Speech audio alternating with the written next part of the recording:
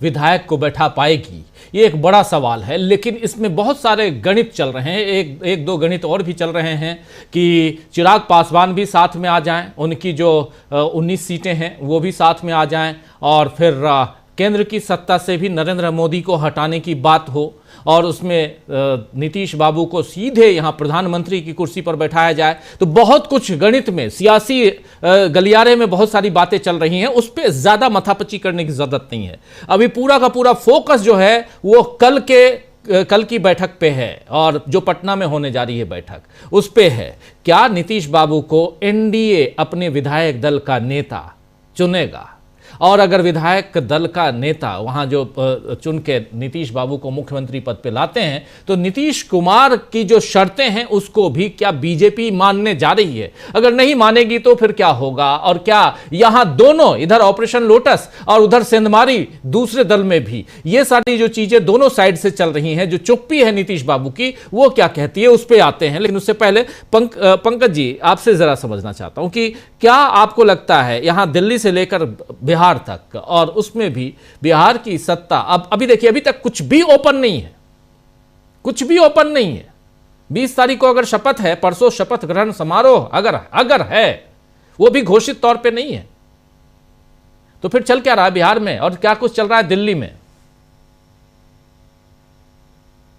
रूप से पूरे देश के संदर्भ में भारतीय जनता पार्टी का जो मूल चरित्र, उसके आकलन के अकॉर्डिंगली देखना होगा।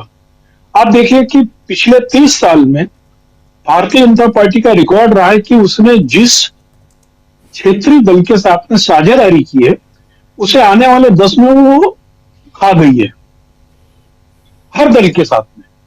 लेकिन नीतीश कुमार के साथ ऐसी प्रॉब्लम हो रही है कि नीतीश कुमार को खा नहीं पा रही है, उनके दल को नहीं तोड़ पाई।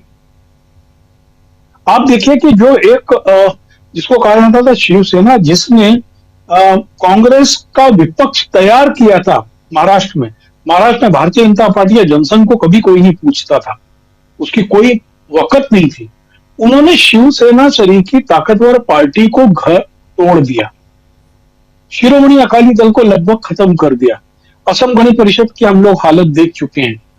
थोड़े दिन के लिए उन्होंने एआईएडीएमके को छुआ था तमिलनाडु में, तो उसको भी उन्होंने चपट कर दिया।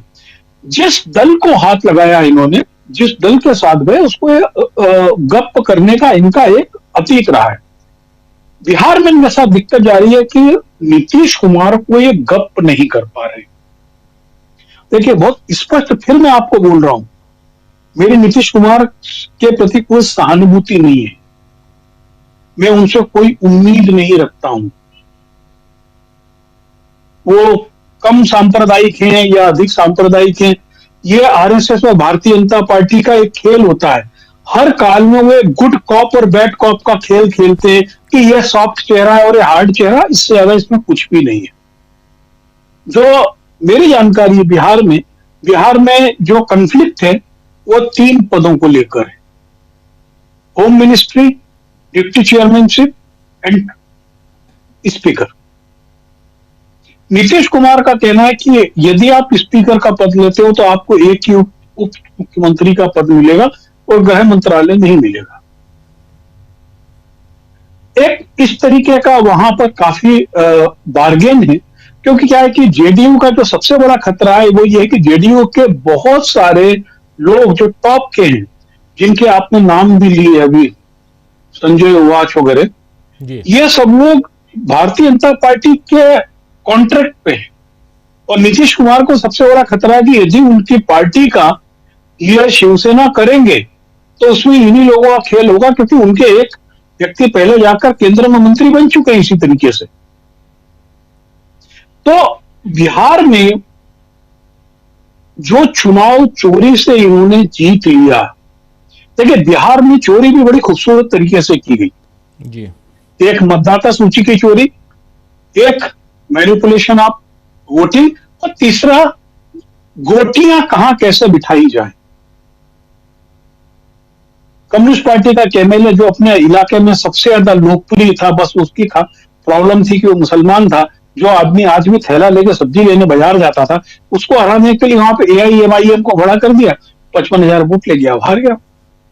अभी आप एक उदाहरण मैं आपको बता रहा हूं कि अनंत सिंह वाला केस सबको मालूम है जी, मोकामा। दुलार दुलार जी हाँ, दुलारचंद यादव का जो गांव है तारतर, दुलारचंद यादव जिसकी हत्या हुई, जी जी उस गांव में अनंत सिंह का एजेंट नहीं था, एजेंट नहीं बिठा पा रहा था वो, लेकिन उसके बावजूद वहां पे 264 वोट अनंत सिंह को मिले, आरजेडी को केवल 174 वोट मिले, और दुलारचंद यादव जिस प्रियदर्शी का प्रचार कर रहे थे उसको केवल 15 वोट मिले। उस गांव में आज की तारीख में कोई ये मानने को तैयार नहीं है कि हमारे गांव में अनंत सिंह को इतने सारे लोगों ने वोट दिया होगा, क्योंकि वह जातिगत समीकरण भी उस तरीके की है। जी जी जी। तो ये ऐसे बहुत सारे उदाहरण सामने आ रहे हैं, लेकिन दुर्भाग्य क्या है, मैं आपको थोड़ा सा इसमें बिहार से बाहर निकलना चाहूंगा। दुर्भाग्य के कारण यह है कि जो कांग्रेस है, हमको इस पे क्या करना चाहिए, इस पे एक निर्णय। देखिए, आपको एक चीज बताऊं, मैं यहां पर आपको हरियाणा का उदाहरण दूं। हरियाणा में उचाना से ब्रजेंद्र सिंह 34 वोट से हारे, हाई कोर्ट ने उसमें आदेश दे दिया कि रिकाउंटिंग की जाए वोटों की। आज का तारीख तक उस पर इंप्लीमेंटेशन नहीं हो पा रहा है, ठीक है। और वो ब्रजेंद्र सिंह अभी हरियाणा में पूरी पदयात्रा निकाल रहा है, उसकी कोई ज्यादा चर्चा नहीं हो रही है। देखिए, संगठन स्तर पर कांग्रेस एसआईआर के लिए क्या तैयारी कर रही है, शकील साहब बता रहे थे, मुझे तो कोई तैयारी नहीं दिख रही। मैं तो बिल्कुल दिल्ली से सटे हुए गाजियाबाद जिले में रह रहा हूं, पूरे जिले में मुझे कहीं भी कांग्रेस का एक कार्यकर्ता एसआईआर के लिए किसी को मदद करते सड़क पे चलते नहीं दिखा। केवल आरएसएस के लोग हैं जो बीएलओ को कब्जा किए हुए हैं। एक चीज तो इतने लंबे समय से बीएलओ टीचर विचर भर्ती हुए हैं, जो अर्बन एरिया में पोस्टिंग है, वो जाहिर है कि वो इन्फ्लुएंस है। और मैं जिन जिन मतदाता केंद्रों पर गया हूं, वहां पर स्थिति है कि केवल आरएसएस के लोग बैठे हुए हैं।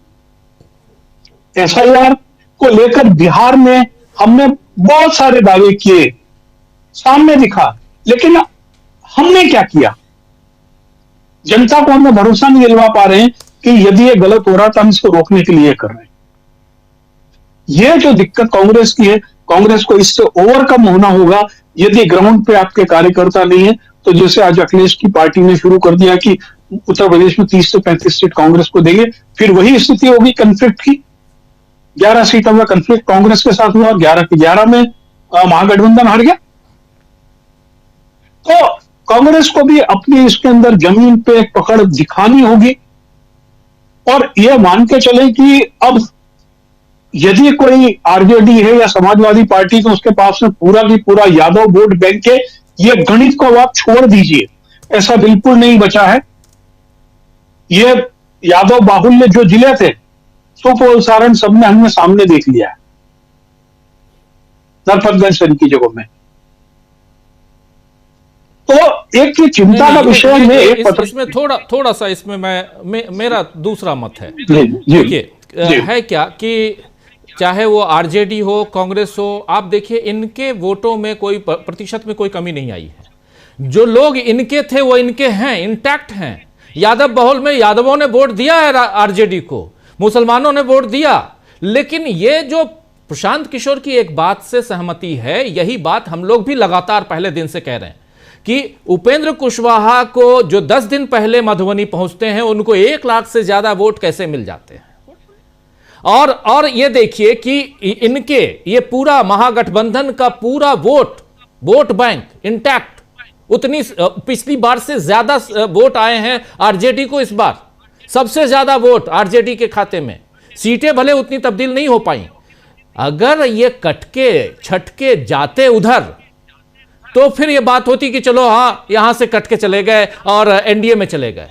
ये जो पूरा का पूरा खेल हुआ है, इसमें 2 पार्ट है, एक एसआईआर का और दूसरा ईवीएम में, जिसको पुष्पम प्रिया चौधरी, प्रशांत किशोर ऐसे नेता लगातार कह रहे हैं। अब ये देखिए पुष्पम प्रिया चौधरी का ये कल का बयान है, और इसमें उन्होंने ये भी किया है, थोड़ा इसको और थोड़ा और थोड़ा एक्सपोज कीजिए, जूम इन कीजिए जरा, मैं पढ़ पाऊं। हाँ, ये देखिए, दरभंगा में नामांकन के बाद स्थानीय स्तर पर हमें बताया गया कि ईवीएम में महागठबंधन के उमेश सहनी का क्रमांक 6 मेरा क्रमांक यानी पुष्पम प्रिया का क्रमांक 7 और जनसुराज के आर.के. मिश्रा का बटन 8 नंबर बटन होगा, पर 24 घंटे के अंदर उसे ऊपर से बदलकर 5, 6, 7 कर दिया गया।